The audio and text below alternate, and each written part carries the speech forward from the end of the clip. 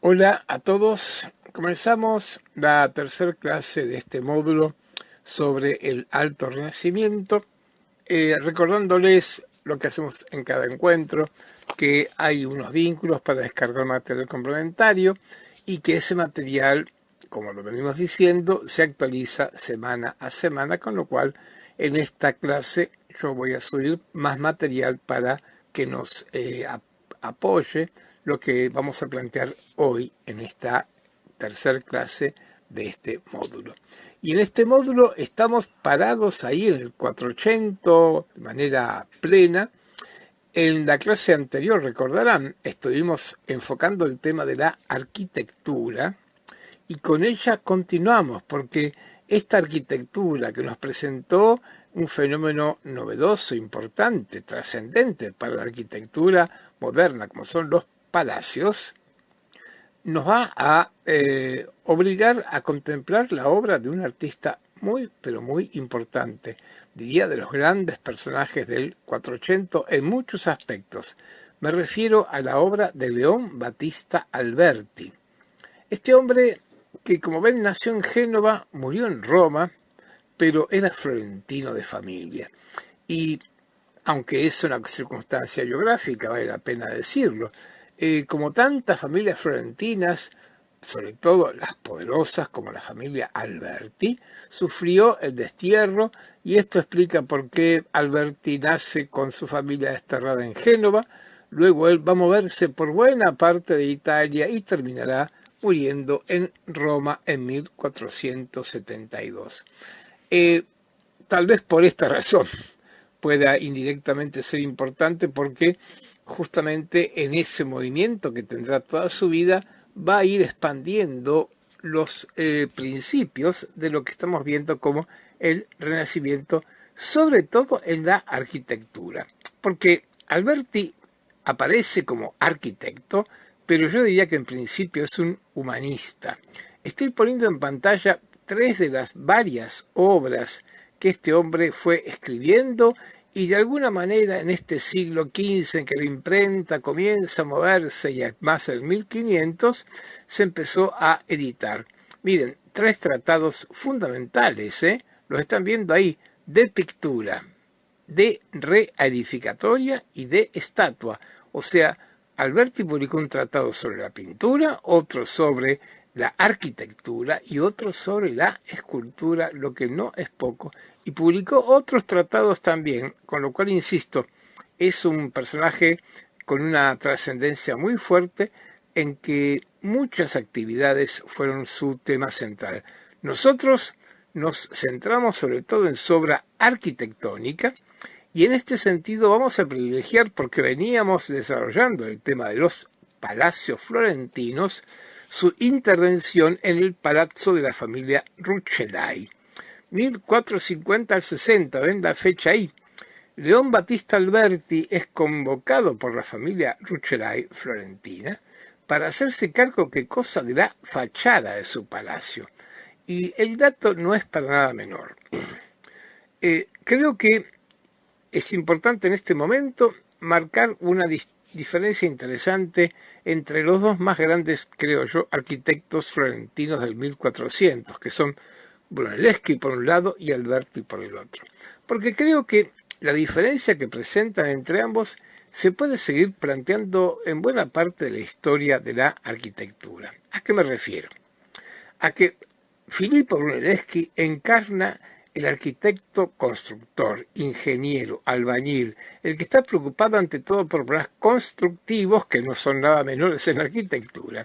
En cambio, León Battista Alberti es el teórico, es el hombre humanista que conocía muy bien la arquitectura romana, ya lo vimos viendo, vivió largo tiempo en Roma. En rigor, Alberti conocía mucho mejor la arquitectura romana, por ejemplo, que Brunelleschi. Y este camino que está planteado por estos dos arquitectos, para mí es una línea que perdura por el tiempo. Me refiero, el arquitecto constructor, albañil, para reforzar esto que estoy planteando, y el arquitecto artista, teórico. Esto lo vamos a retomar en algún momento, pero es un fenómeno que se repite con bastante frecuencia en la historia de la arquitectura. En este sentido, León Battista Alberti es un muy buen ejemplo del arquitecto teórico, del arquitecto que tal vez no está preocupado por las cuestiones de carácter constructivas, pero sí estéticas y en este caso hasta arqueológicas. Acá entonces, y no es casual que no se le encargue una obra de carácter constructivo, sino una fachada, esta que estamos acá viendo, que como pueden ver retoma el planteo que ya vimos en la clase pasada con el Palazzo Medici Riccardi. Palazzo Florentino, 3 plantas, planta baja, piano nobile, segundo piso, gran cornisón.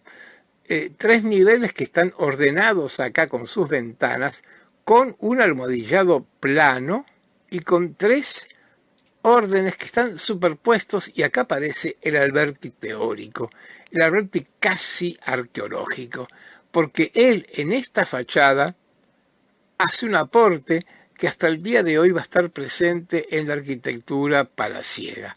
Me refiero a la superposición de órdenes que él toma del Coliseo romano. Planta baja, orden toscano. En el Coliseo son semicolumnas, acá son pilastras. Segundo nivel, piano nobile jónico, pilastras jónicas, semicolumnas jónicas en el Coliseo. Tercer nivel, pilastras corintias en el Palazzo Rucellai y en el Coliseo como semicolumnas. Aunque parezca muy poco, les anticipo y les propongo, no van a encontrar ningún palacio, nunca habrá un orden toscano arriba de un corintio. Nunca un jónico debajo de un corintio o debajo de un toscano. Esta superposición va a ser canónica.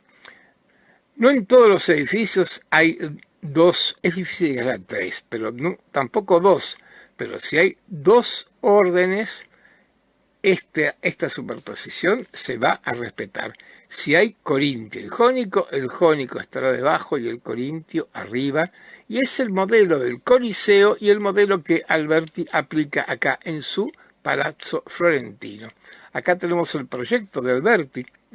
Como pueden ver también en este dibujo, Alberti sistematiza los 3 niveles con las pilastras que están ordenando de manera vertical y compensando el ordenamiento horizontal de las cornisas. Al mismo tiempo, un planteo en el que el almohadillado, como pueden ver también acá en esta otra foto, es un almohadillado plano. Alberti no emplea el almohadillado rústico, sino un almohadillado mucho más elegante, más refinado, que es este almohadillado plano que estamos viendo acá.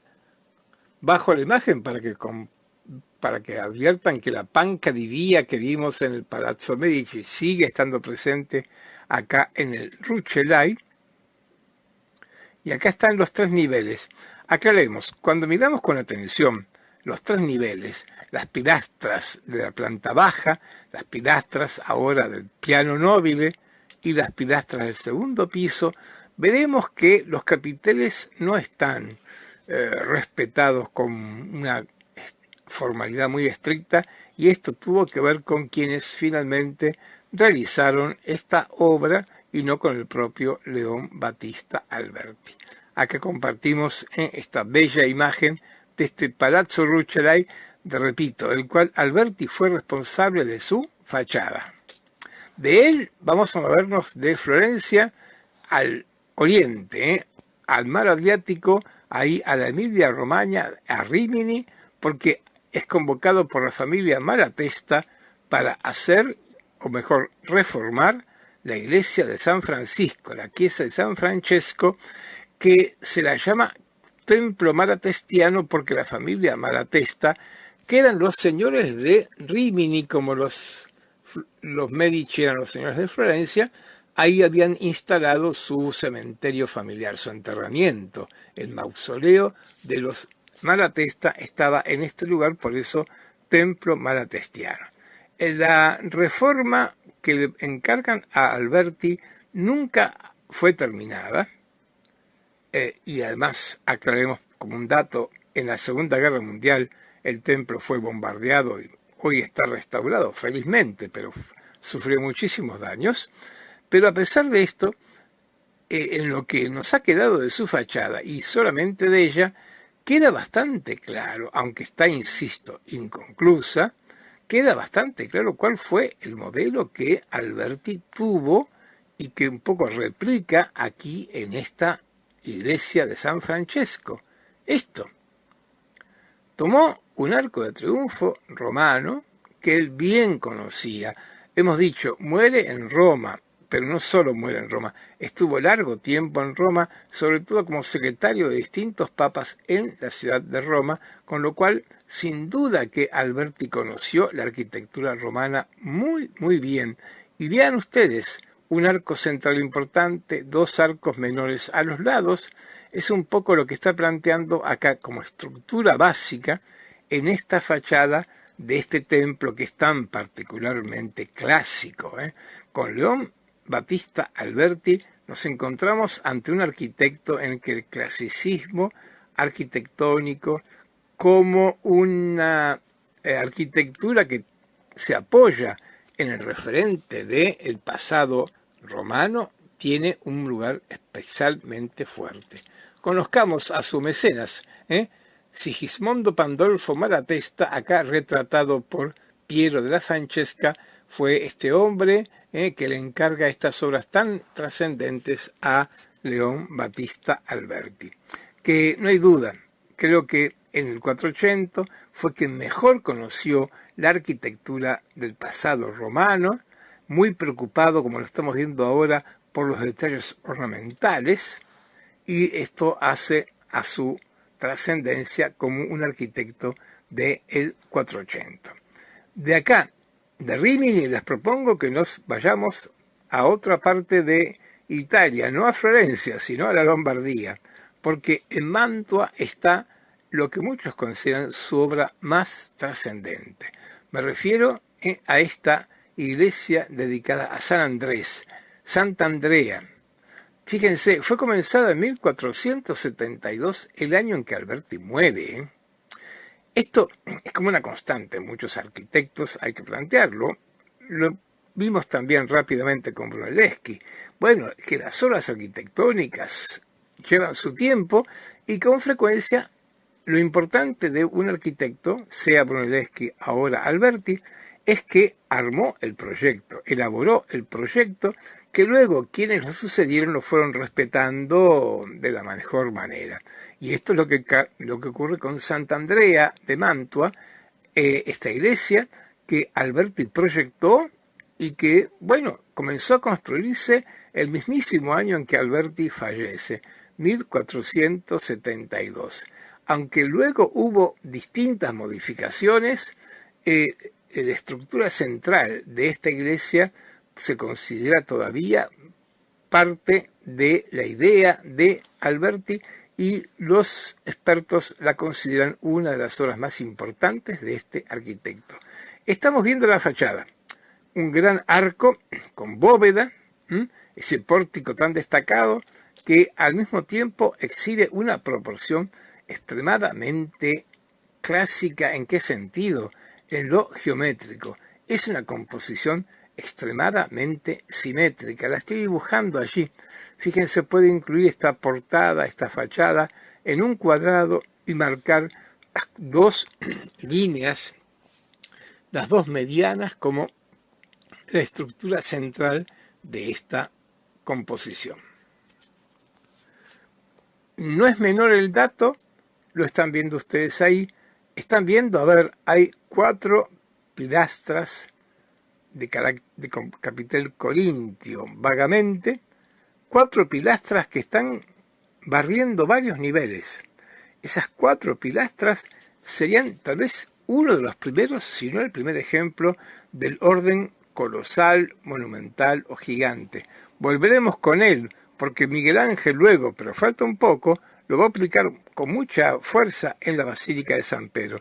Pero habría que reconocerle a Alberti ser el primero que usó este orden, que como pueden ver en esta fotografía, barre, insisto, estas 4 pilastras que ustedes están viendo, abarcan 2 o 3 niveles de la construcción, superan el nivel de un orden habitual y en cambio están abarcando varios niveles, como están viendo en las ventanas y los nichos que están a los extremos de esta composición.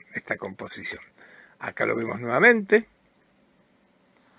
Y finalmente veamos esto, la planta, porque tal vez lo más trascendente de esta obra, que insisto, por más que se terminó después de la muerte del artista, fue él quien la ideó, es que en gran medida León Battista Alberti en Sant'Andrea concreta el ideal de iglesia cristiana del Renacimiento pleno. Valdría la pena recordar lo que vimos con muchos de ustedes hace 1 o 2 clases. La iglesia de San Lorenzo en Florencia, proyectada por Brunelleschi, y veíamos que remitía más bien a las iglesias romano-cristianas con su cubierta de madera.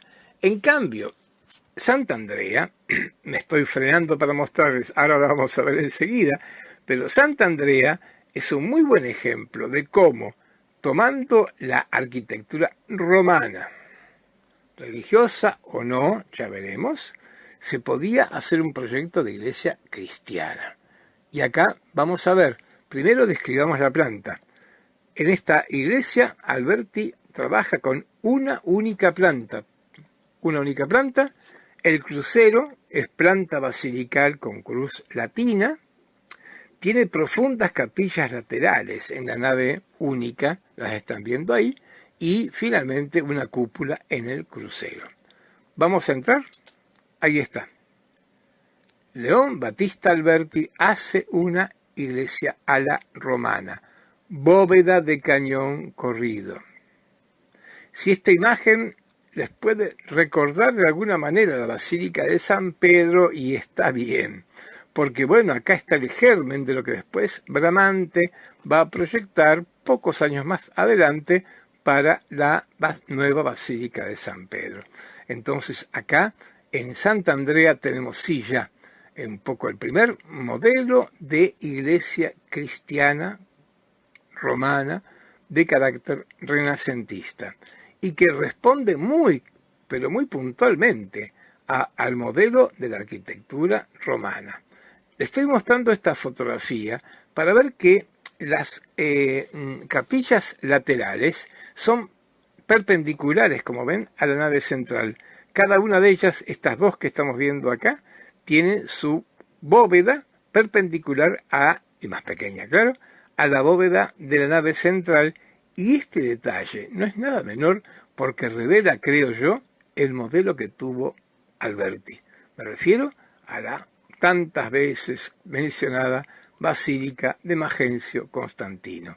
La Basílica de Magencio Constantino, de la cual nos han quedado estas ruinas y que Alberti conoció perfectamente estando en Roma, presentaba justamente junto a la nave central estas especies de espacios. Digo espacios porque no eran capillas, pero como ven son espacios perpendiculares. Ahí es lo que nos ha quedado en pie todavía hoy de esa basílica, y que de alguna manera fue el modelo que claramente Alberti aplicó en su iglesia de Sant'Andrea.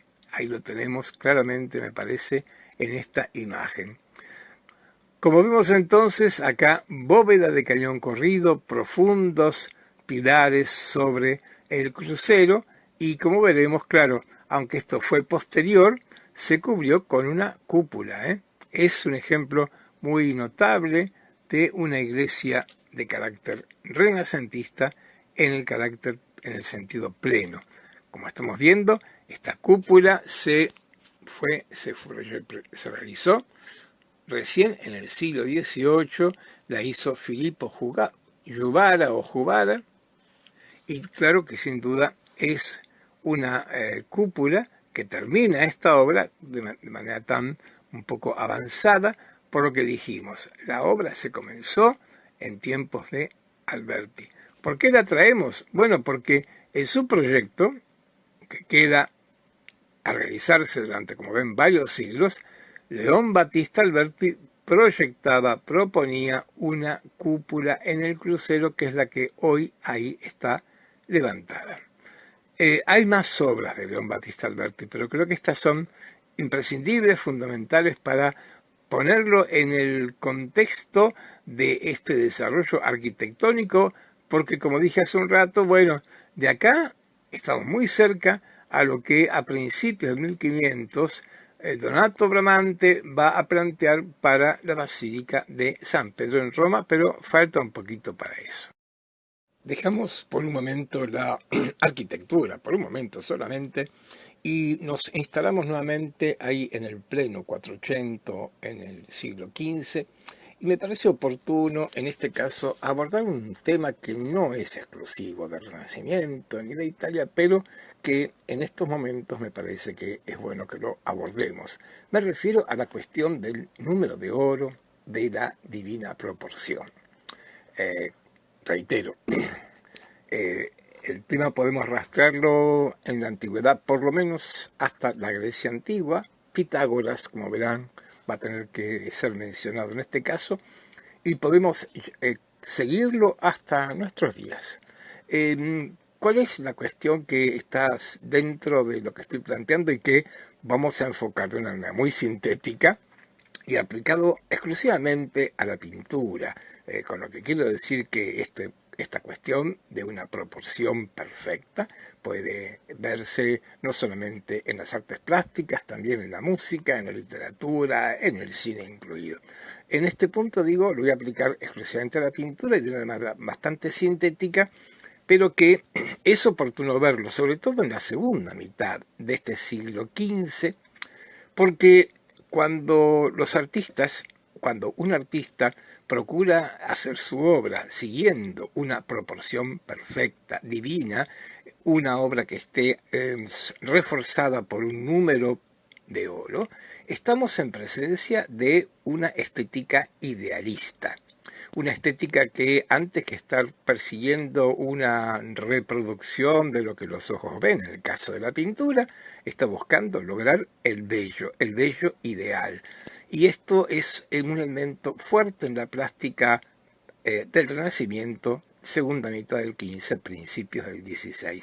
Y adviertan algo, que solo en la enumeración ya estas dos frases incluyen cuestiones que tienen que ver con las matemáticas.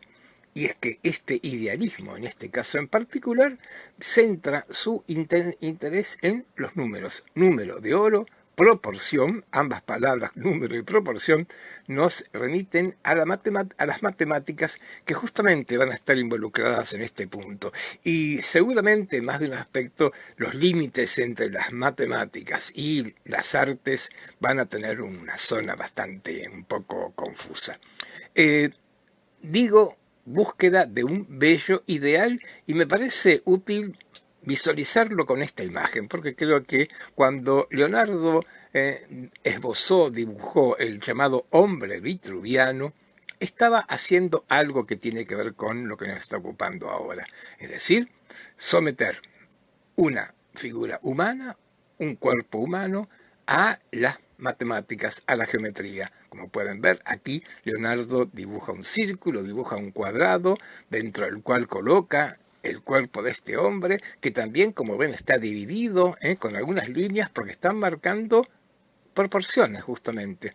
Es decir, que las matemáticas tienen esta injerencia fuerte y, perdón que lo reitere, no va a ser la única vez en la historia del arte que esto ocurra, pero en este siglo XV, sobre todo en la culminación, lo que llamamos el pleno Renacimiento, va a tener una relevancia importante. Voy a acercarme con bastante prudencia a un tema que está profundamente anclado con las matemáticas, disciplina de la cual yo no soy precisamente el más indicado, pero bueno, tenemos que hacerlo por lo menos y tal vez sea bueno porque desde mi inocencia matemática voy a procurar presentarlo para que tengamos una especie de punto de partida.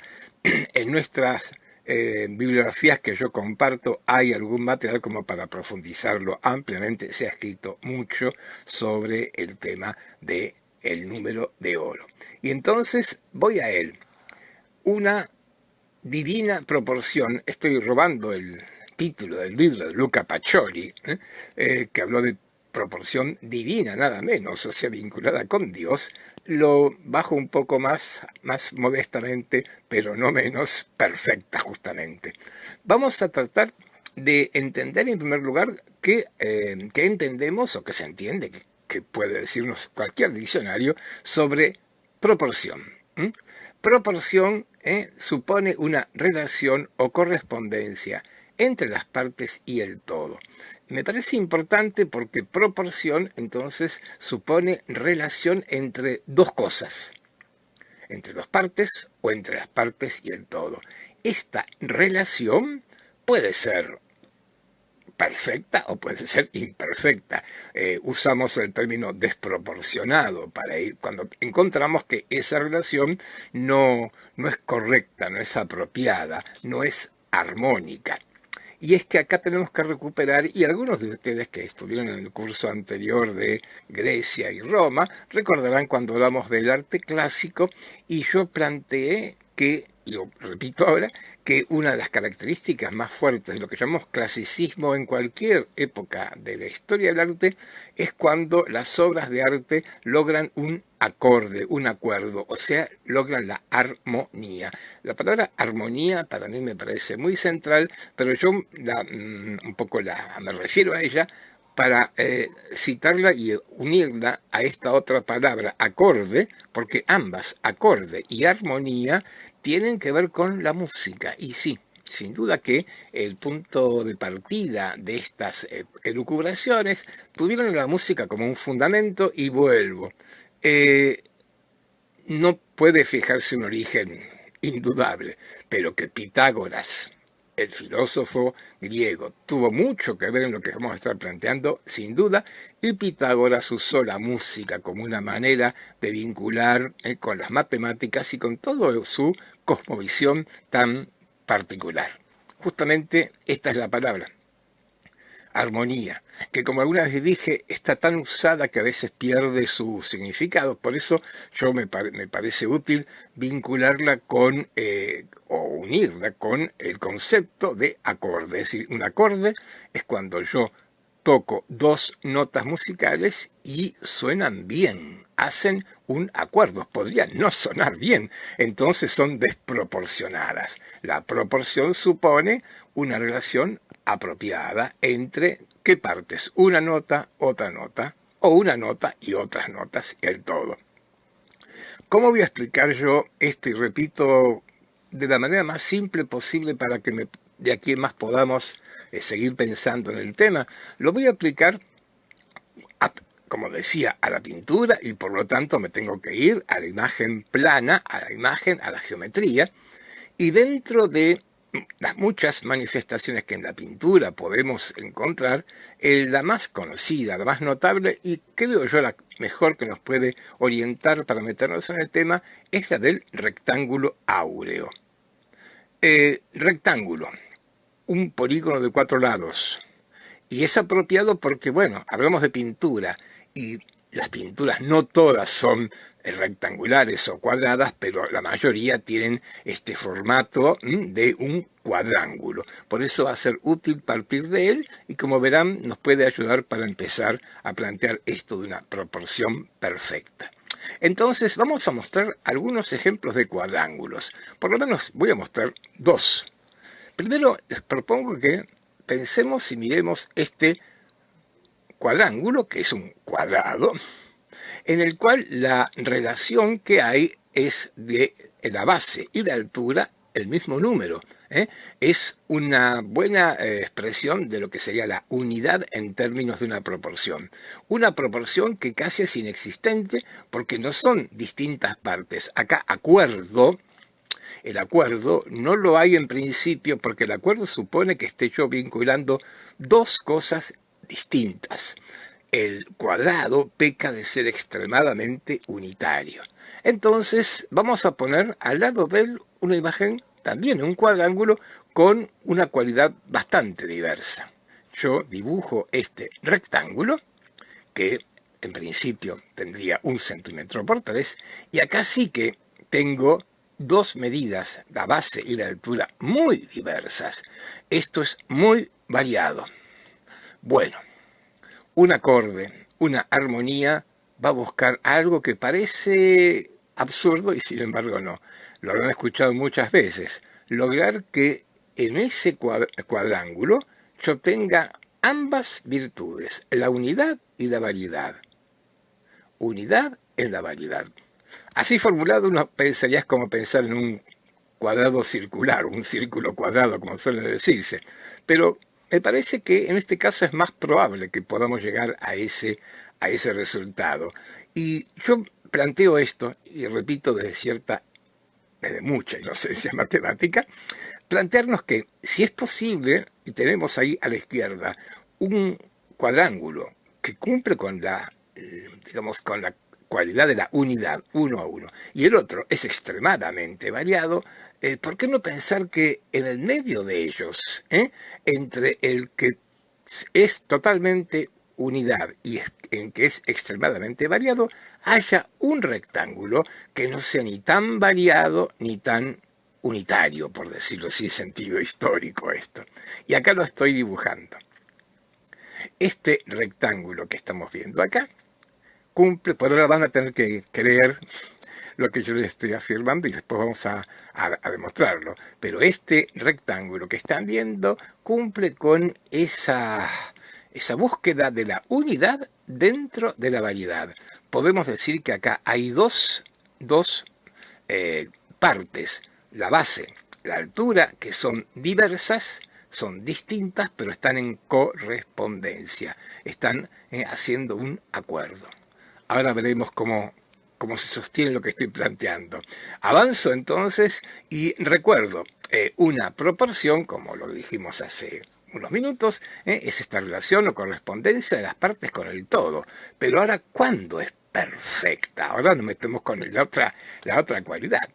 Es perfecta cuando esa relación o correspondencia de las partes con el todo es igual.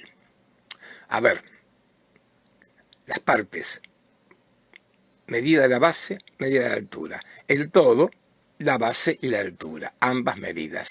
Si la correspondencia es igual, vamos a encontrarnos con que esto es perfecto y a mí me da un poco de cosa pensar en una palabra y un valor tan extremo como perfecto. Pero bueno, seguimos en esto y como coloqué ahí sí justamente esta relación, esta proporción perfecta es la proporción armónica. Podríamos decir una proporción armónica es una proporción perfecta. Voy a ejemplificarlo o voy a desglosar lo que estoy planteando acá, metiéndome con muchísimo cuidado en matemáticas y entonces decir que en este caso yo voy a tener una relación o correspondencia entre el lado mayor, que acá marcamos AB, y el lado menor.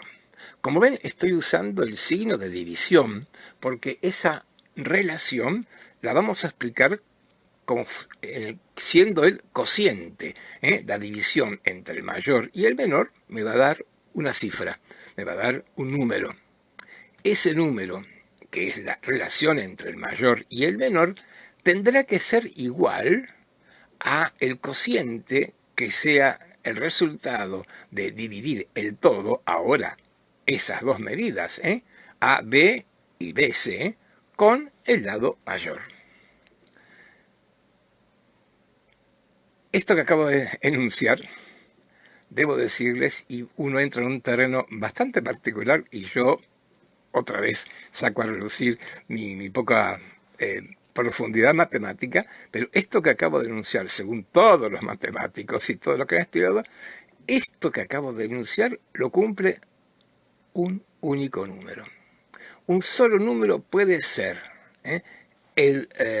La relación o el cociente entre el mayor y el menor, y también ser ese mismo número entre el todo y el mayor, aplicándolo acá a un rectángulo. Se puede aplicar a formas más complejas, pero yo, como digo, estoy planteando esto porque es lo más simple y porque además en pintura este formato es un formato bastante reiterado, tanto como marco de la pintura como dentro de una propia obra. Veamos entonces qué estoy planteando en este caso. Esto se puede formular de esta manera, que el mayor AB es al menor, o sea, dividido el menor BC, como el todo al mayor AB. Yo voy a ser arbitrario.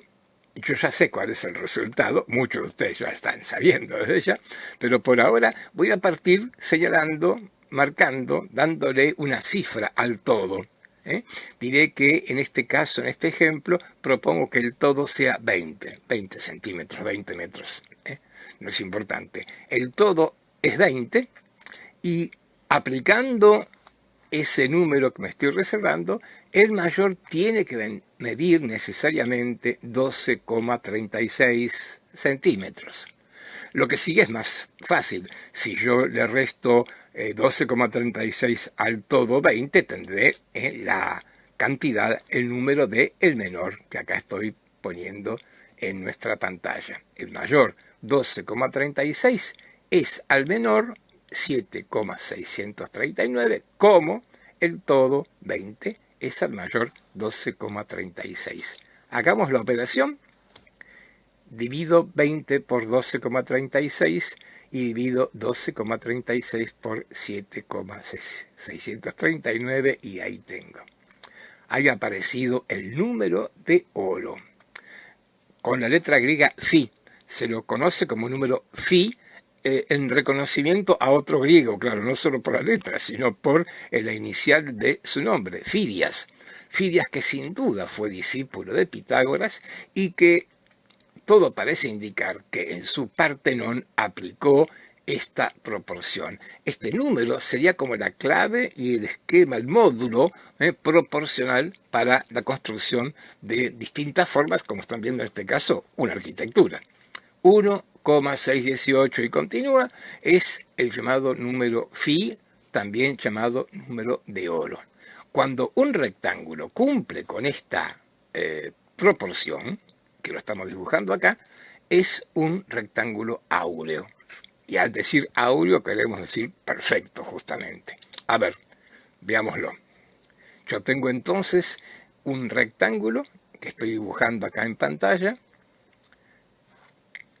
en el que el mayor, AB, es al menor, BC, en 1,618. Repito, parece demasiado decir que es perfecto, pero si no perfecto, yo diría que al menos es muy exitoso, porque estamos rodeados de rectángulos áureos, por ejemplo. Sugiero que miren cualquier plástico que ustedes tengan, es el ejemplo más claro que podemos poner. Bueno, pues justamente se aplica, por ejemplo, a estas tarjetas, a los documentos de identidad y a muchas otras formas, pero traigo rápidamente esto para advertir que, bueno, este rectángulo áureo, como dije, no se limita al Renacimiento, tiene presencia y de alguna manera parece ser un rectángulo apropiado, ni tan irregular, ni tan unitario. Esto es lo que provoca este rectángulo. Pero algo más tiene el rectángulo áureo. Porque si yo en este rectángulo trazo el cuadrado más grande que pueda trazar dentro de él, a la derecha, como ven, me queda otro rectángulo, ¿sí? Y magia del rectángulo áureo. El rectángulo que me queda a mí a la derecha también está centrado en la proporción 1,618. Y si sigo haciendo lo mismo, si trazo otro cuadrado dentro de ese rectángulo y otro dentro del otro, estoy marcando las secciones áureas. Estas secciones que, a ver, si yo empezara a dibujar una curva dentro de cada uno de esos cuadrados, me daría esta famosa espiral. Que haya aparecido esta espiral, no voy a profundizarlo demasiado, pero que haya aparecido me resulta útil e interesante.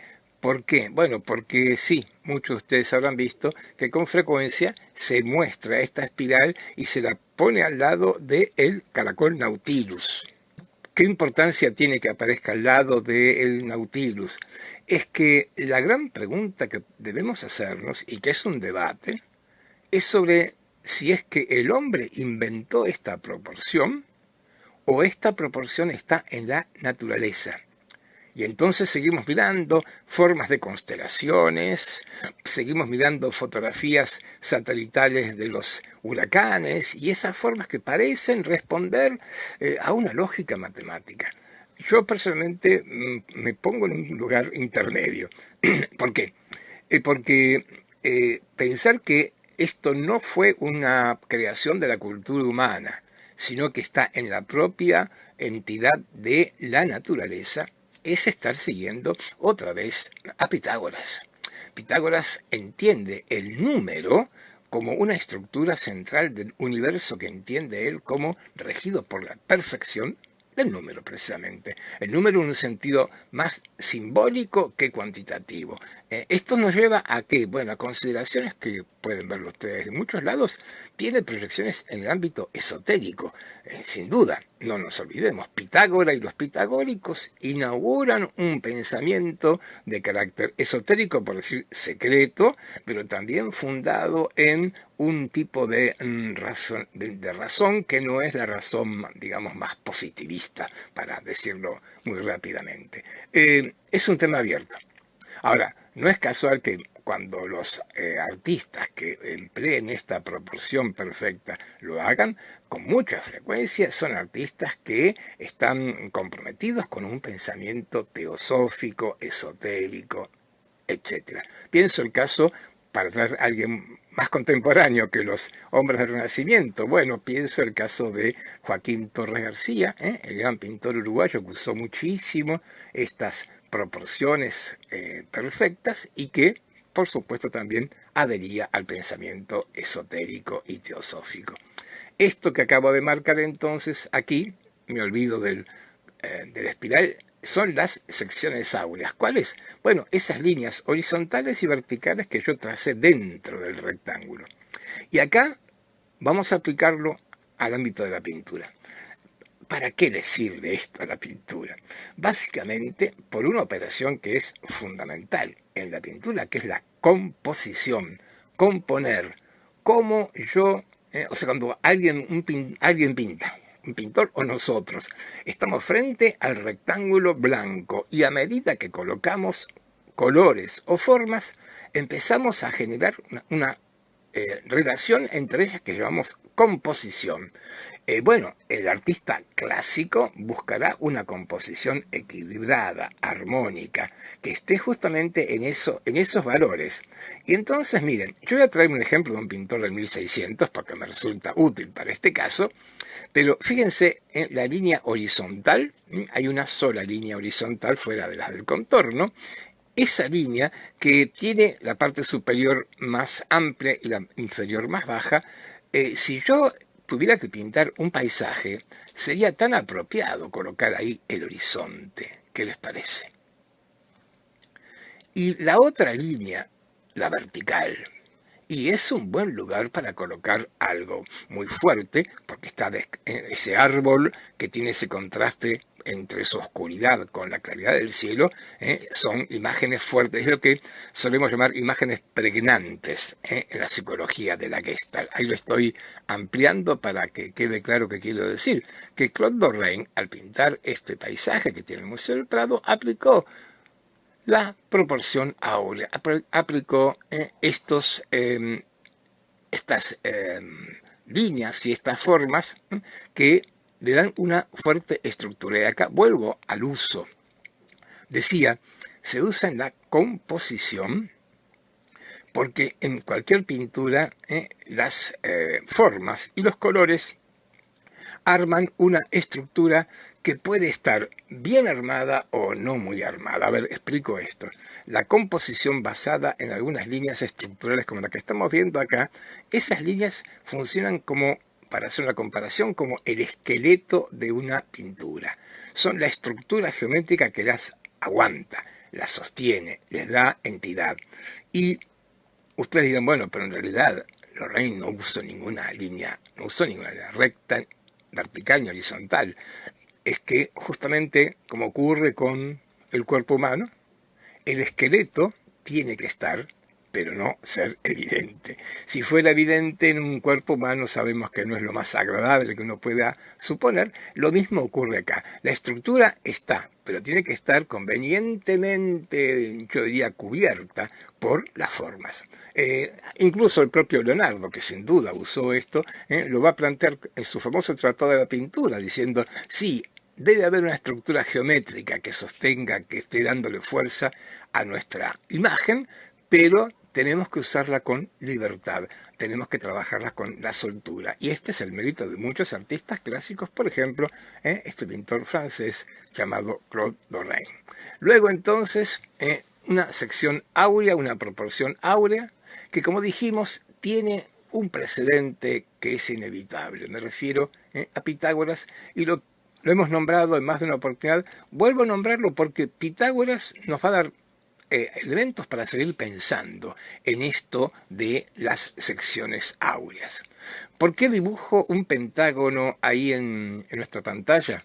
Porque estuve trabajando con rectángulos, claro, y volveremos con los rectángulos, pero para Pitágoras y para los pitagóricos la figura perfecta era el pentágono, el polígono de 5 lados.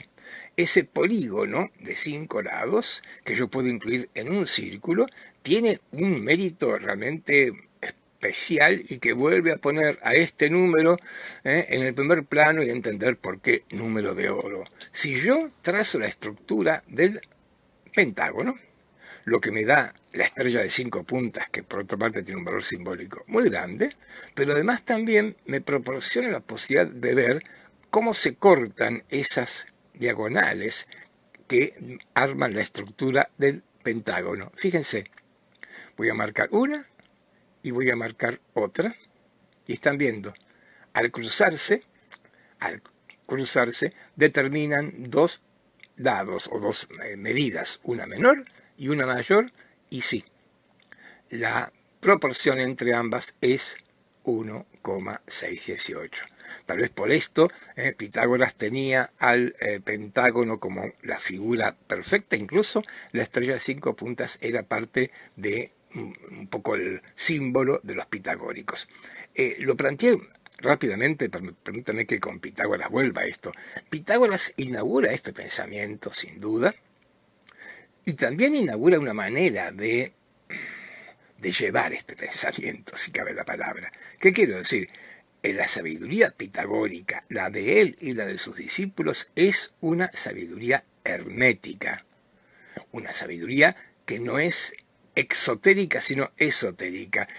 Fíjense, no queda ningún escrito de Pitágoras, quedan escritos de los pitagóricos. La idea era mantener un secreto, mantener este secreto con tanto valor.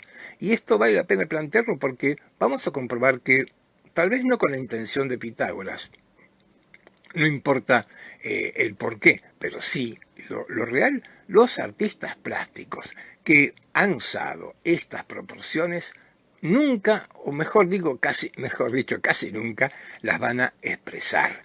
Quiero decir, dije casi nunca porque el caso de Torres García, él lo proclamó durante toda su vida, su adhesión a la proporción perfecta. Pero en cambio, en otros casos no. ¿Y esto por qué lo planteo? Bueno, porque a la hora de que nosotros analicemos una pintura, como lo que acabamos de hacer con la pintura de Claude Lorrain, yo lo he hecho porque Claude Lorrain dejó escrito que él compuso su paisaje. No, para nada. ¿Por qué razón? Por mantener un secreto, tal vez, porque no lo consideraban relevante, como fuera. En casi ningún caso, un artista nos un poco revela este tipo de planteos geométricos, estructurales en su obra. Pero bueno, nosotros tenemos que arriesgarnos y meternos, así como acabo de hacerlo con la pintura de Claude Lorrain, también podría animarme a hacer esto, a colocar acá una pintura de Rafael, la Virgen de la Silla, que es un círculo. Es un formato raro en pintura, pero si ustedes piensan, y lo vamos a ver, van a encontrar que en la pintura del Renacimiento no faltan las pinturas circulares, los tondos, el tondo, tondo que en italiano es redondo. Y ¿Qué respuesta podríamos encontrar? ¿Por qué tanta abundancia de círculos? Y bueno, porque en una pintura con un soporte circular, la composición pentagónica, y podríamos hacerlo acá con la Virgen de Rafael, y otra vez no va a parecer un pentágono crudo y brutal, pero si miramos con atención, hay una cantidad de líneas que nos permiten ahí armar un pentágono, y esto es, como digo, el soporte que le da a esta pintura su fuerte presencia, su composición. Los pintores de oficio, cuando miran una obra como esta, generalmente dicen que ese cuadro se aguanta, se sostiene. ¿Qué quieren decir? Está bien compuesto, tiene esqueleto, diría yo, para ser más evidente. De Pitágoras, les propongo que pasemos a otro clásico de este tema, que es el matemático medieval, Leonardo de Pisa, llamado Fibonacci. Como ven, es un hombre del fin del medioevo y es un matemático. Y otra vez acá claramente estamos en presencia de este espacio que, como les dije hace un rato, involucra a las artes, involucra a las matemáticas. Leonardo de Pisa, con una intención no precisamente artística, estableció una sucesión numérica llamada sucesión de Fibonacci, en la que cada número en esta lista es el resultado de la suma de los dos anteriores. Fíjense, 1 más 1, 2, 2 más 1 es 3, 3 más 2 es 5, 5 más 3, 8, 8 más 5, 13, etcétera, etcétera. Y esta sucesión de Fibonacci tiene, entre otras características, esta, que mientras más elevamos los componentes de la sucesión que están uno al lado de otro, como vemos, la relación, el cociente, está cada vez más cerca del número de oro. 55 dividido 34, 1,61, 61, 7, acá 89,55, prácticamente la proporción áurea. De hecho, los artistas que a veces no tenían, por supuesto, en su momento ningún tipo de, digamos, elementos mecánicos de cálculo, van a tomar esto. Por ejemplo, es muy claro que la relación 3 y 5 es una relación donde lo áureo está presente. Quiero decir que en un total de 5, si yo divido ese total entre 3 y 2, voy a tener 3 sería el mayor y 2 sería el menor. ¿Es 1,618? No. No es exactamente ese resultado, pero es muy cercano.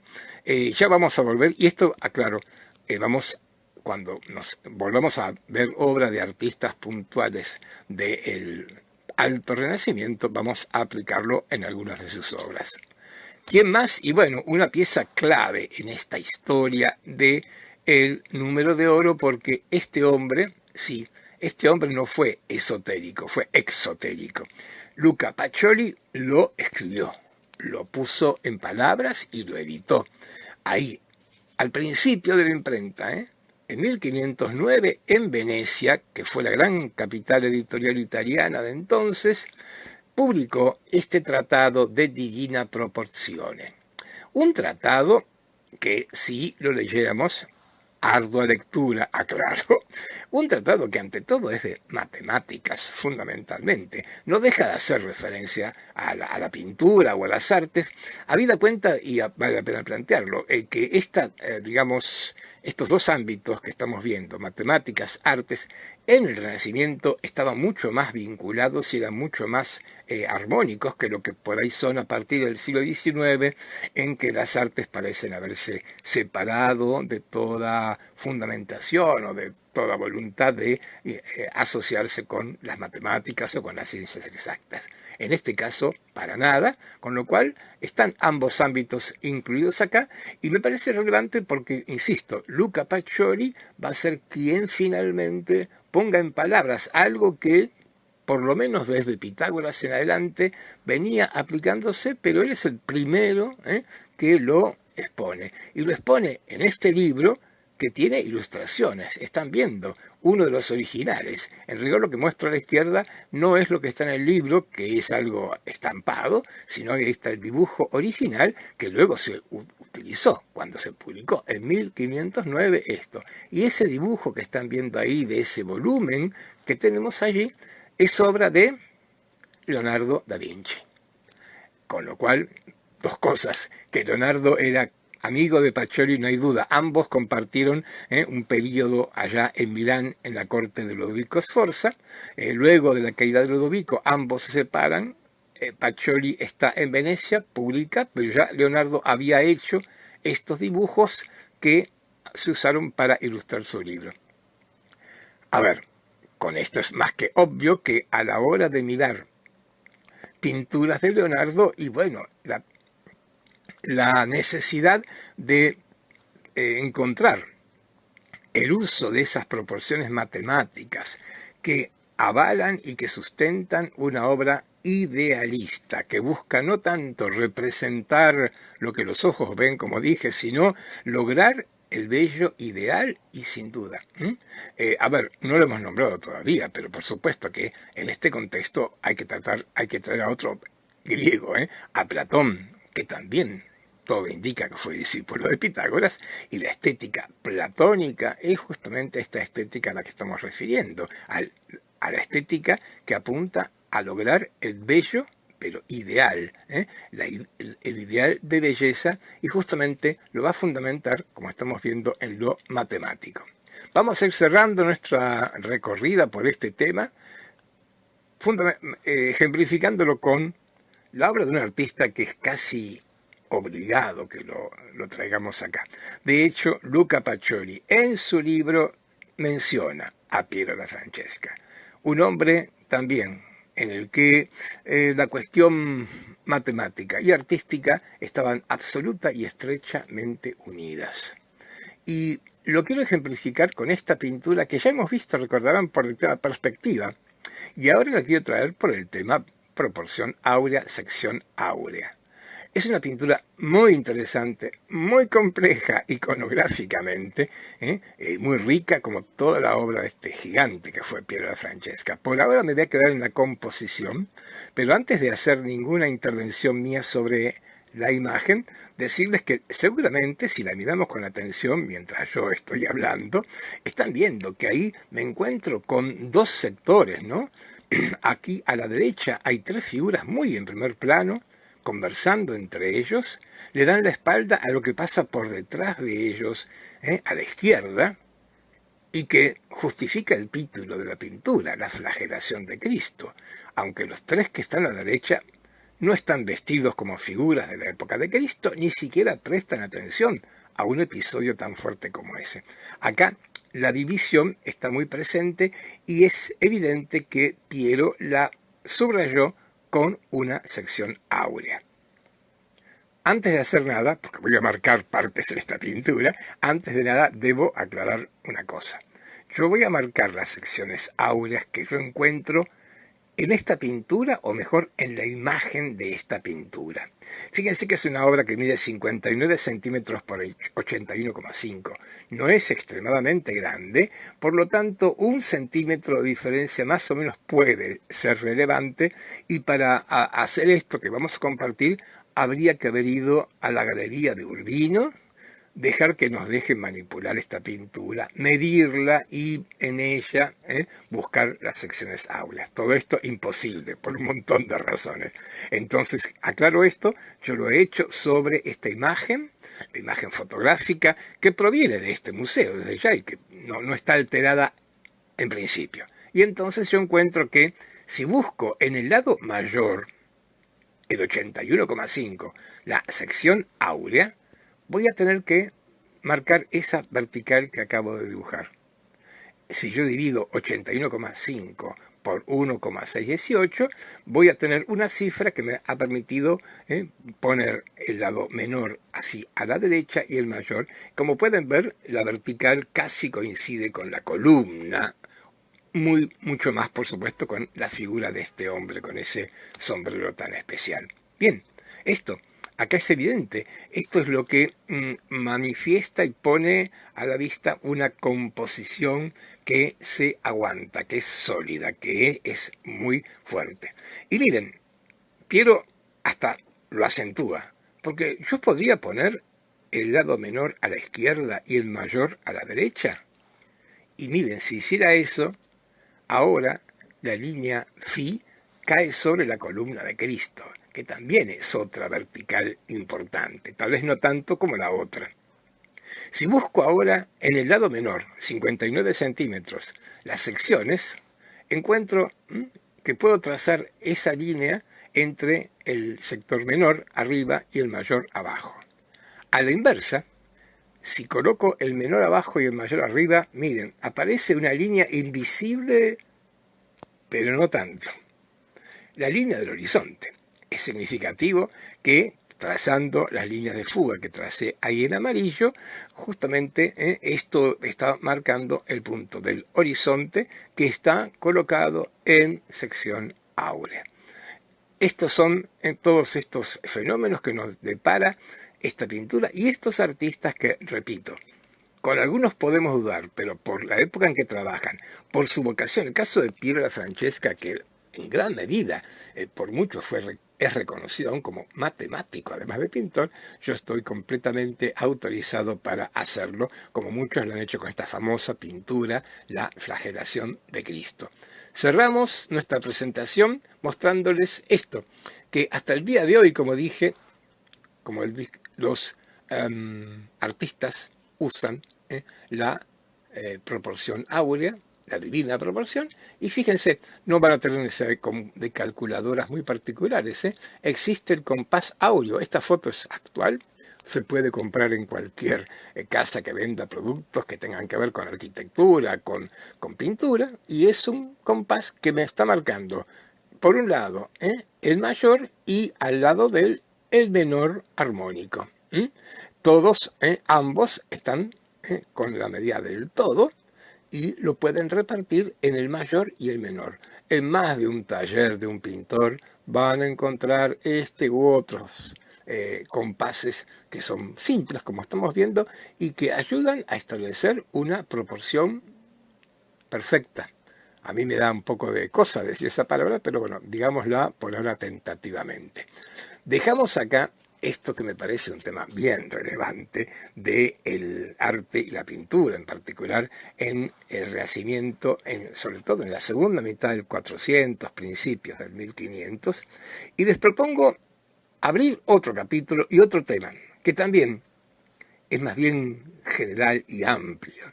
Me refiero a que también en la segunda mitad del siglo XV, en Italia por lo menos, en otras partes no, pero en Italia por lo menos, vamos a tener que registrar la presencia de la pintura al óleo y de un gran desarrollo de los retratos. Parecen dos cosas distintas y lo son. Estoy hablando de una técnica de pintura y estoy hablando de un género pictórico. Pero como verán, los traigo juntos porque no dejan de tener un fuerte vínculo ambos, esta técnica de pintura y este género de los retratos. Pintura al óleo, sí, que es una técnica que todavía hoy se aplica, pero que en el caso del Renacimiento italiano va a comenzar a tener desarrollo a fines del siglo XV, con un antecedente en otra parte de Europa que deberemos traer ahora mismo acá. Veamos. Empecemos con retratos. Y sigo con Piero della Francesca. Este retrato de Sigismondo Pandolfo Malatesta lo vimos, recordarán, en el templo malatestiano de León Battista Alberti. Bueno, vuelvo a traer este retrato de Piero para advertir dos cosas. Primero, que la técnica que usa Piero es la que usan casi todos, si no todos los pintores italianos, toscanos del 1400. Temple sobre tabla. Se pinta sobre madera con temple. El temple es la témpera, ¿eh? El temple es la témpera. Lo verán también como pintura al huevo. En toda técnica pictórica hace falta un fijador y desde muy antiguo se usó el huevo completo o la yema o la clara solos para fijar los pigmentos diluidos en agua en una superficie. La pintura del templo, como digo, es la que está presente en buena parte de este siglo. Por ejemplo, Piero da Francesca lo usa con muchísima frecuencia y que ya veremos en la segunda mitad del XV va a ser desplazada por la técnica de pintura al óleo. Vamos a volver con esto. La otra cuestión que me parece importante señalar con este retrato es que acá Piero nos muestra un, yo diría, típico retrato del primer Renacimiento italiano, lo que se llama retrato moneda o retrato medalla, la figura de perfil absoluto. Y se lo llama moneda por esto, porque de alguna manera, y no solamente por eso, pero de alguna manera está repitiendo el esquema de los retratos romanos. Esto, recordemos, es el principio que tantas veces marcamos del Renacimiento, imitar la cultura, el arte romano.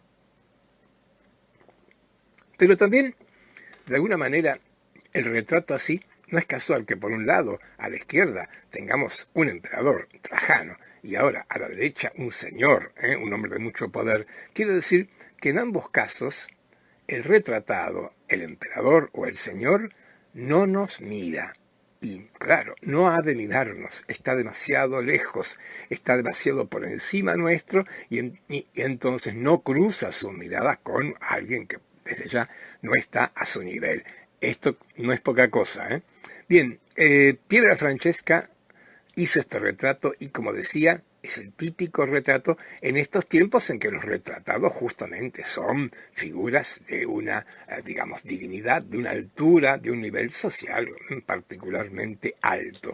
Fíjense, pongo un segundo retrato, también de Piero Francesca, representando a Federico da Montefeltro de Urbino. Este hombre fue uno de los que encargó seguramente la flagelación que vimos recién, otro poderoso señor representado con un paisaje que son sus tierras, y también Federico de Montefeltro, a pesar de que el perfil no lo favorecía con su nariz quebrada, está de perfil absoluto porque, porque es superior, porque esto marca su distancia social. Otra vez, temple sobre tabla. Mide 47 centímetros, medio metro, por 33 de ancho. ¿Por qué digo todo esto? Porque inmediatamente quiero poner al lado de Federico a este señor, que no es un duque ni un señor, sino un joyero, un fabricante de joyas, Jan de Deu, por suerte ha quedado este registro, y advertir que en el caso de este hombre hay una cantidad de matices grandísimos.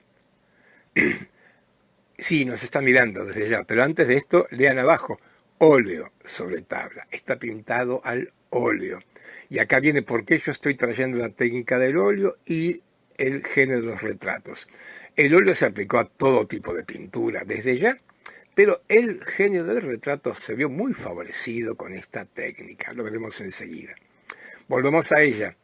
Federico de Montefeltro mide 47 por 33. El retrato de Jan van Eyck, uno de los más grandes pintores flamencos, mide casi la mitad, 24,5 por 19, mucho más pequeño. A ver, presentémoslo.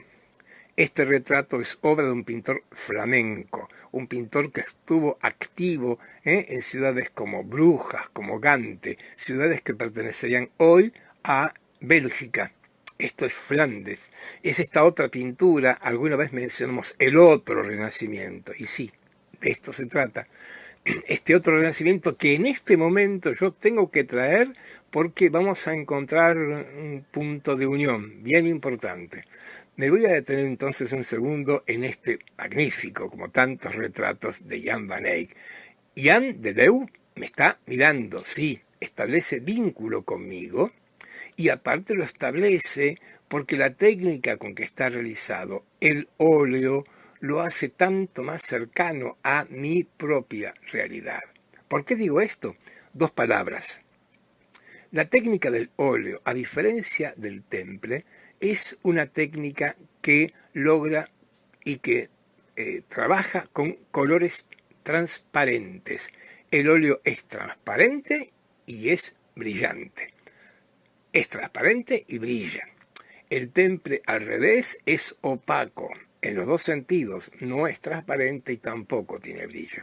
La transparencia del óleo conoce, mejor dicho, una aplicación fabulosa para esto que estamos viendo acá, a pesar de que es una fotografía, a pesar del craquelado de la pintura y demás, que es la sensación casi de poder tocar con nuestros ojos la blandura de una piel humana.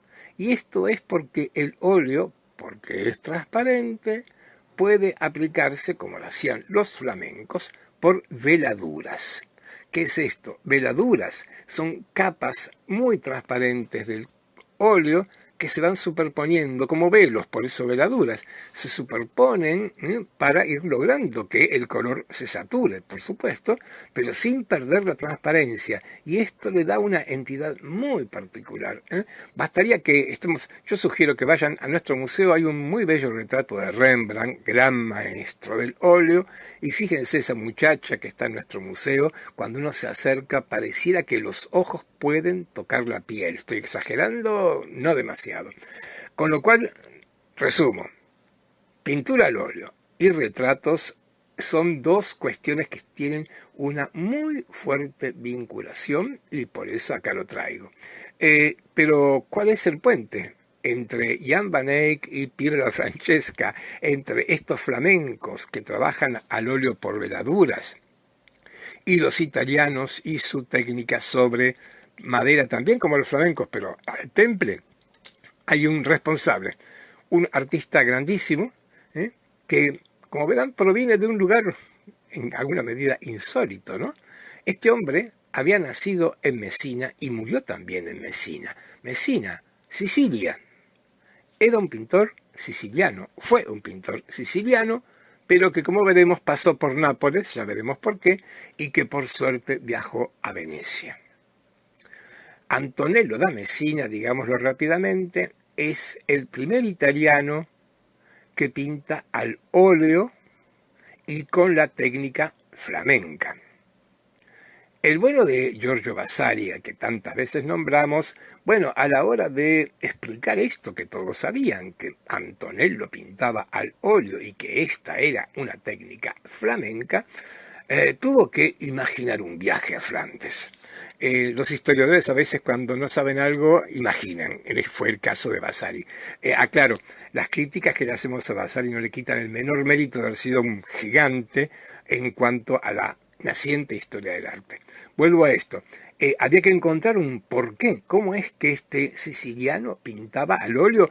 Y como verán, no solo con la técnica flamenca, sino con el estilo flamenco.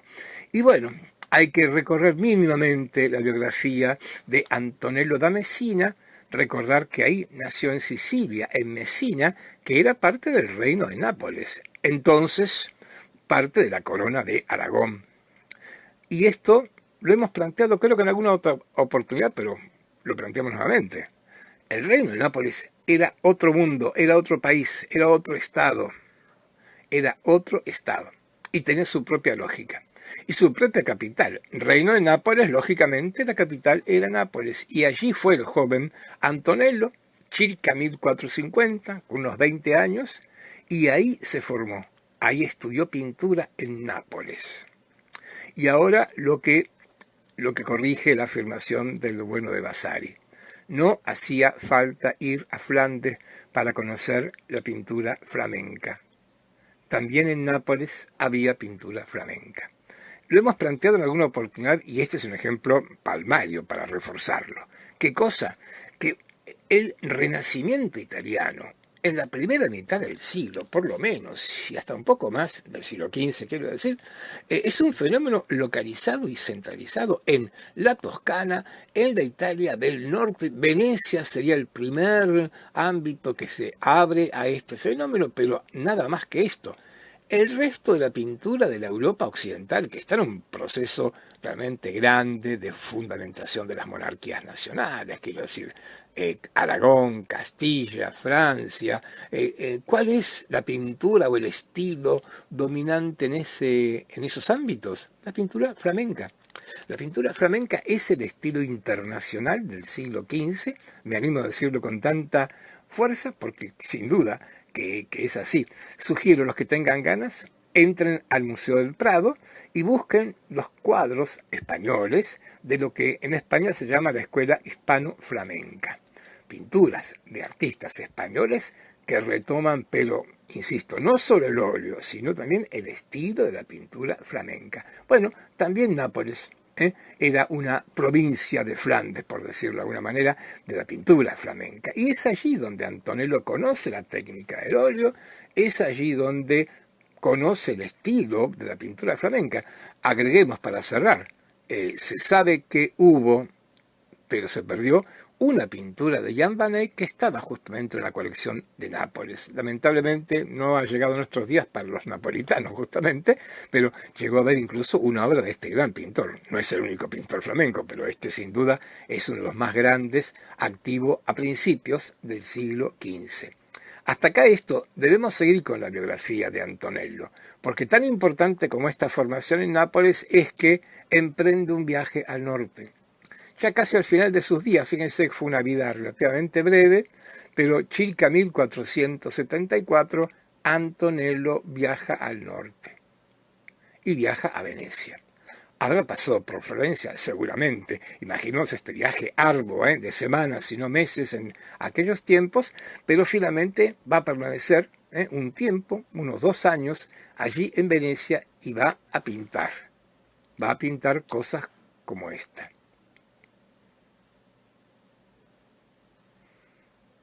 Y sí, lo están viendo, ¿no? Esto es una pintura de un italiano, 1475-76, es la fecha que el Museo Madrileño, el Thyssen, le da a esta obra, que es un óleo sobre tabla y que sí tiene tantísimo parentesco con el hombre pintado por Jan van Eyck. Hasta incluso el tamaño, fíjense, 27 por 21. Estoy marcando esto porque una característica muy notable de la pintura flamenca es que los flamencos, y también Antonello, que justamente accede a ella en Nápoles, trabajan con un criterio de miniaturistas, trabajando el detalle más minúsculo. Ahí vamos a ampliarla. Obviamente las pinturas flamencas nos otorgan un placer grandísimo de ampliarlas o de acercarnos cuanto podemos a ellas en los museos, porque el artista trabaja, insisto, con un criterio casi de miniaturista. Pero ante todo, aplicando esta técnica que le da esta realidad de piel, la encarnación, como se llamaba entonces, que el óleo permite lograr con muchísima más acierto, con muchísima más propiedad que el temple.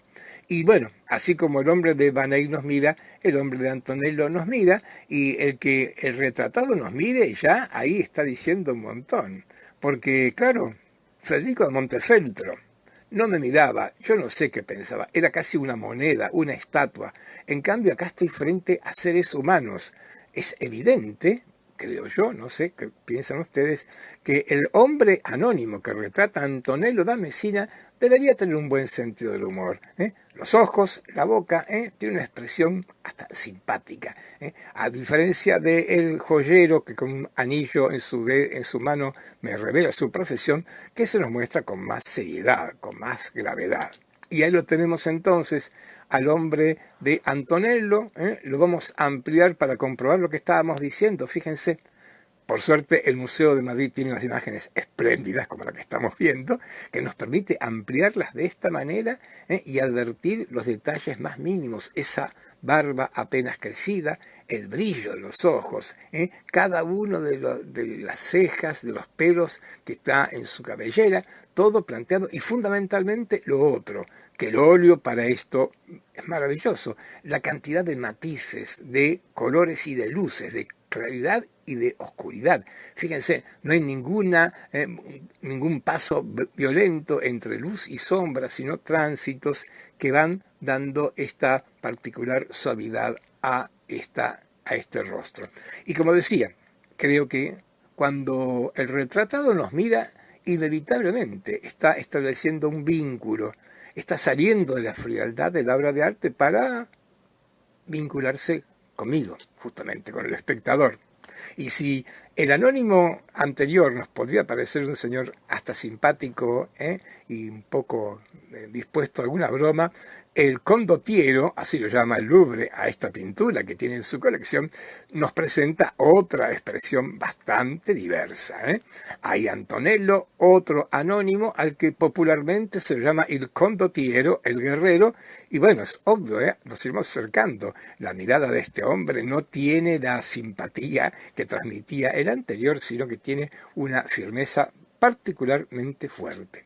Antonello lo está firmando, fíjense, miren ahí abajo, pinta un antepecho y un papelito plegado. Ahí está la firma de Antonello. Este es un recurso muy de los flamencos que buscaban, como están viendo, un realismo en los detalles más minúsculos, como esto de pintar incluso lo que estaría fuera de la pintura, este antepecho.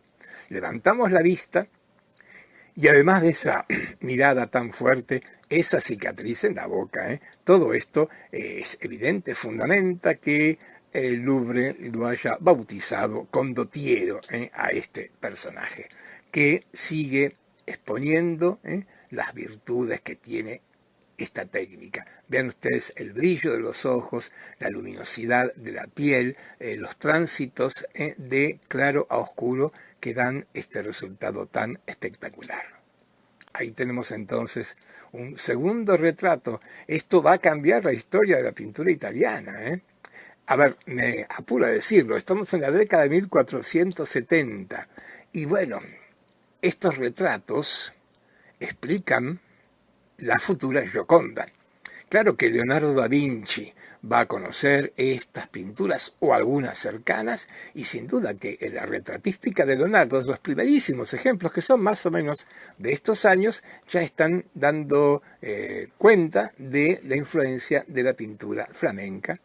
Acá un tercer retrato ahora que está en Londres, este retrato de hombre con una mirada más amable que la anterior, con un tratamiento en el que el detallismo, vean el cuello blanco, todos los pliegues con tanto cuidado representados, y otra vez la imagen trabajada con un criterio de miniatura, esa barba apenas crecida.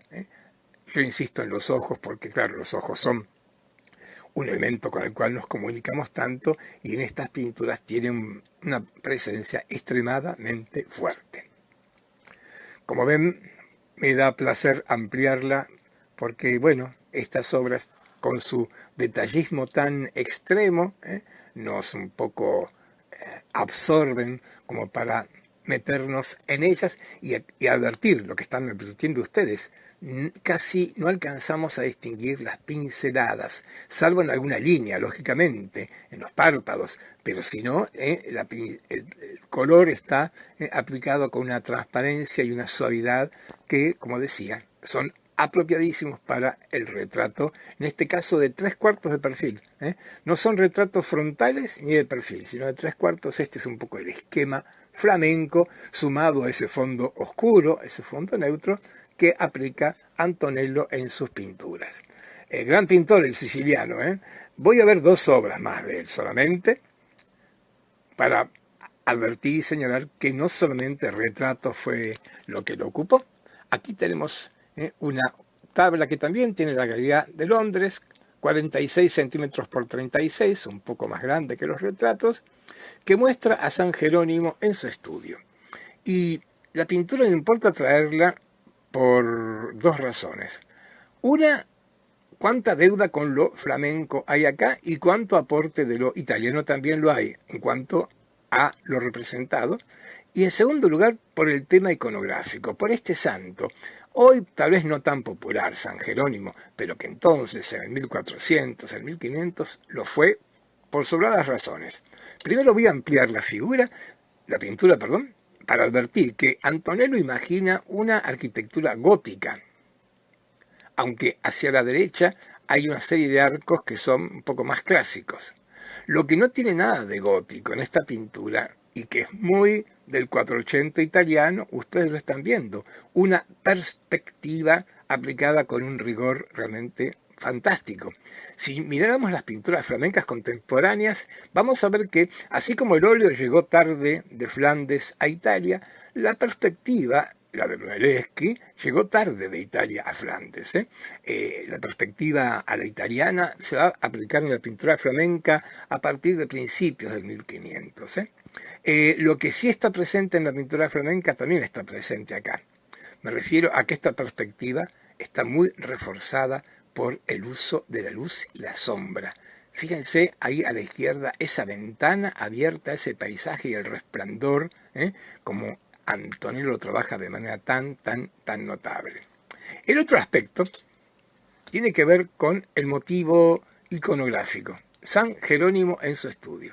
Lo estoy ampliando ahora para ver ese espléndido paisaje, como están viendo detrás de la ventana del estudio de este santo.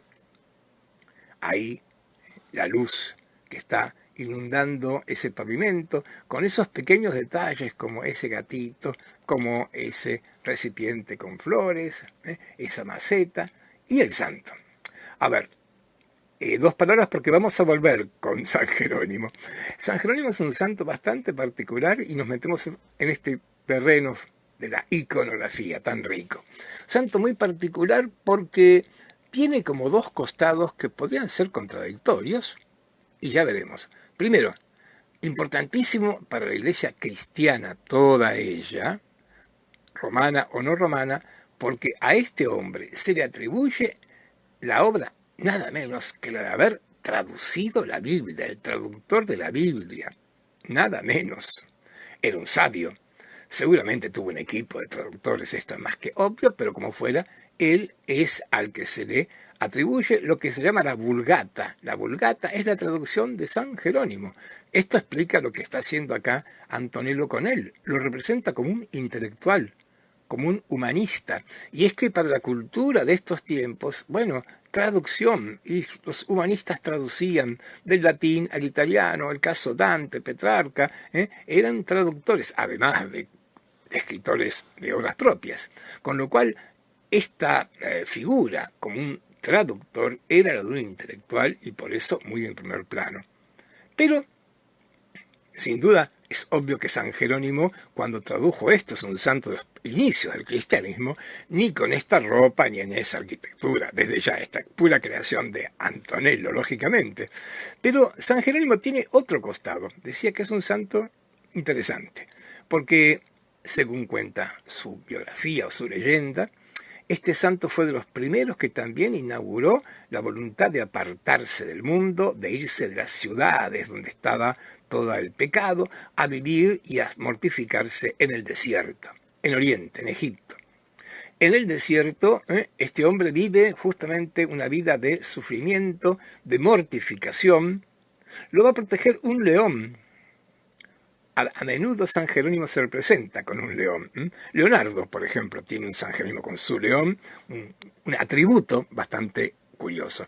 Pero como pueden ver, este hombre tiene estos dos costados, el intelectual que traduce la Biblia y el ermitaño que vive en la mortificación. Y esto es interesante porque cada momento y cada artista, pero cada momento va a mirarlo de formas diversas. Esta mirada, la de Antonello, es muy típica de la pintura del 480. Humanismo. San Jerónimo encarna a esto, a los humanistas. Miren en el 1600 cómo lo va a representar Caravaggio, por ejemplo. Este San Jerónimo, pintado unos años más tarde, más de un siglo más adelante, muestra otra imagen del santo. Es un anciano, huesudo, semidesnudo, tiene una capa roja porque San Jerónimo era cardenal, fue nombrado cardenal alguna vez y entonces esto es parte de su atributo. Tiene una aureola muy mínima, pero ante todo es un anciano que vive la mortificación, por eso está así de huesudo, por eso tiene una cabeza que le está respondiendo a la suya enfrente, una calavera. La calavera es un memento mori. Ya vamos a volver con esto en el barroco. Esto es muy barroca la imagen esta, yo he saltado a propósito. ¿Qué es un memento mori? Bueno, un recordatorio de que podemos ser muy poderosos, podemos ser muy sabios, pero somos humanos y tenemos límite. Y ahí Caravaggio hace un juego entre estas dos cabezas. Y es más, el realismo cruel de Caravaggio hasta acentúa esto. San Jerónimo está traduciendo la Biblia, ¿no? Está leyendo y está escribiendo, pero para leer, miren cómo tiene que colocar la cabeza. San Jerónimo ha perdido la vista, ¿eh? ¿Cuántas veces los que estamos sufriendo de algún problema de miopía, hemos reemplazado los anteojos acercando nuestros ojos para poder leer? Bueno, así lo representa Caravaggio. Como ven, es un tema interesante este santo tan particular, pero en el caso de Antonello, la imagen es bien del 480, el santo intelectual, el santo traductor. Cierro la recorrida por la obra de Antonello, sigo con las pinturas venecianas. Como ven, en Venecia estuvo poco tiempo, pero hizo obras muy importantes, y otra obra importante también, por lo formal y por lo iconográfico. Lo iconográfico, bueno, porque este es uno de los tantos San Sebastianes que pueden ustedes ver en el arte del Renacimiento, en Italia y fuera de Italia. Y hay dos razones que rápidamente quiero plantear para explicar por qué tantos San Sebastianes. San Sebastián es un mártir de la Iglesia cristiana, era un soldado romano que por manifestar su fe en Cristo fue muerto atado a un poste y atravesado por las flechas de sus propios camaradas que lo matan por su cristianismo. Esta es la historia rápida y brutalmente contada. Ahora bien, con mucha frecuencia a San Sebastián se lo representa así, desnudo o semidesnudo. ¿Por qué? Porque era romano, pero eso no es necesario. Pero sin embargo, esta es la convención que se repite y explicación. Algo que aplicaremos a otros ejemplos. Ya lo apliqué con el David de Donatello. El desnudo masculino, es un motivo clásico. Esto de imitar el arte griego y romano en la figura humana y masculina, el desnudo de un joven atlético, David o San Sebastián, parece lo más apropiado. Con lo cual, el tema de San Sebastián se repite así porque es la manera que muchos artistas, pintores o escultores tienen para legitimar, justificar un desnudo masculino. Pero se le agrega algo más a esto. Y es que San Sebastián era el patrono en las epidemias, con lo que era un santo muy popular. Entonces hay multitudes de santos sebastianes, porque en estos tiempos, y bueno, miren, hoy mismo nos lleva a una realidad de nuestros días, en esos tiempos las epidemias, como ahora, eran terribles, y por lo tanto este santo gozó de muchísima popularidad, lo cual explica que se hayan pintado tantos santos sebastianes, o se hayan esculpido o tallado para las iglesias de la Europa de entonces, porque por supuesto esta obra obviamente se pintó para alguna iglesia de Venecia, aunque hoy esté en esa magnífica pinacoteca de Dresde. El otro motivo para traerlo, lo amplío, perspectiva. La vimos recién con San Jerónimo, veámosla ahora acá, una perspectiva tan fuertemente representada. Vean esa columna rota a la derecha, a eso le hemos dado nombre, ¿se acuerdan? Escorzo. Ven a la izquierda el hombre dormido tirado al suelo, escorzo. Esto es perspectiva en grado sumo. Y muy interesante también lo que hace acá con la perspectiva Antonello, porque están viendo ustedes esta parte inferior de la pintura, en la cual ahí estamos a la altura del horizonte. Colocó el horizonte muy bajo y esto contribuye a darle grandeza a su retratado, a su figura. Está así, monumentalmente representado. Y agrego algo más, esas chimeneas. Es muy interesante. El paisaje que representa Antonello aquí es el de una ciudad veneciana. Pasamos un poco rápido esas alfombras colocadas en un balcón donde hay unas muchachas asomadas. Antonello ubica la imagen de San Sebastián en una calle de una ciudad del Véneto, de una ciudad veneciana, lo que tampoco es menor a la hora de valorar esta obra tan importante de este artista que sin duda cumplió un rol centralísimo en este arte del siglo XV. Vamos a dejar acá nuestra clase. Vamos a meternos en la próxima ya a ver el arte de fines de este siglo tan espléndido de la pintura italiana. Muchas gracias.